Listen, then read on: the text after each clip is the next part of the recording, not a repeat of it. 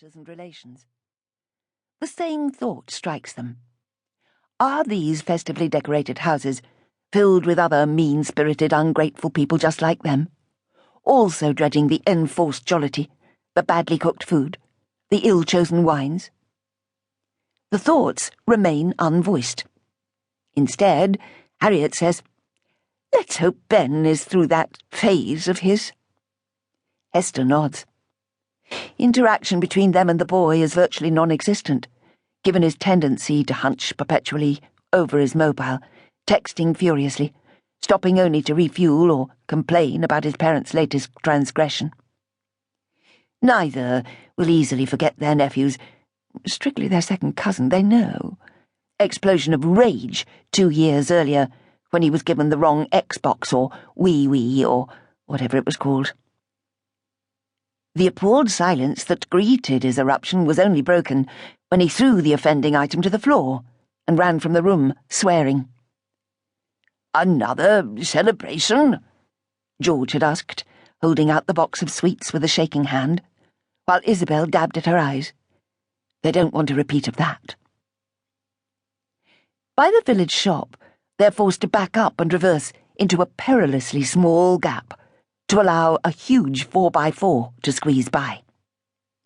Reversing is not Harriet's strong point, and it takes her several attempts. The driver, grim-faced with holiday cheer, surges away without any acknowledgement.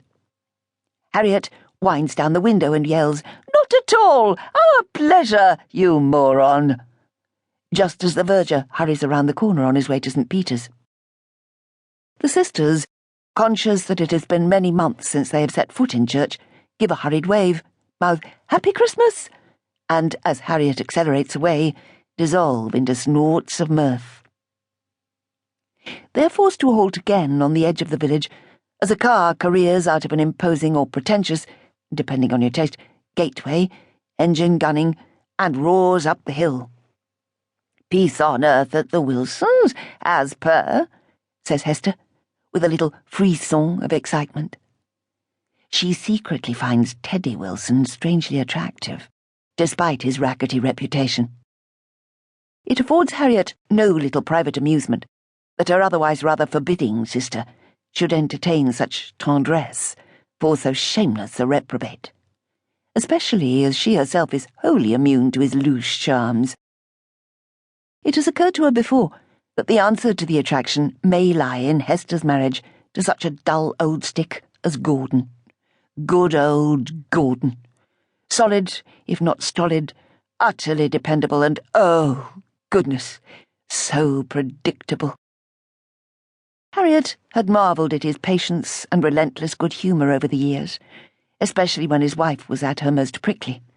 And, true to form, Gordon had died as he had lived, quickly and quietly, of a particularly aggressive but mercifully mostly pain-free cancer that had carried him off in 5 short weeks.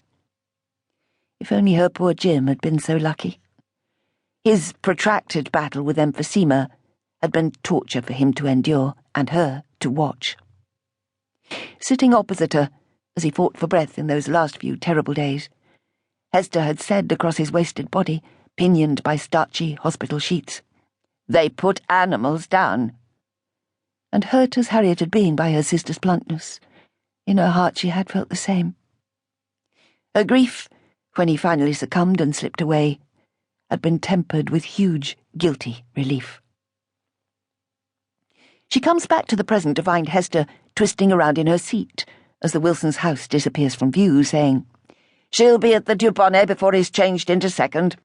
Should we—" She gestures vaguely back towards the house from where they almost imagine they can hear Molly Wilson sobbing. "Best not interfere," says Harriet, trying to find first gear, suspecting that Hester's apparent concern owes more to schadenfreude than genuine compassion. "Don't you just love Christmas?" The car jumps forward and judders onwards. 50 yards or so outside the village, they pass the disused bus shelter. Hester glances into the gloom, in case old Finbar the tramp is in there. "We'll pop down with some mince pies when we get back," she thinks. It's become a Christmas tradition that goes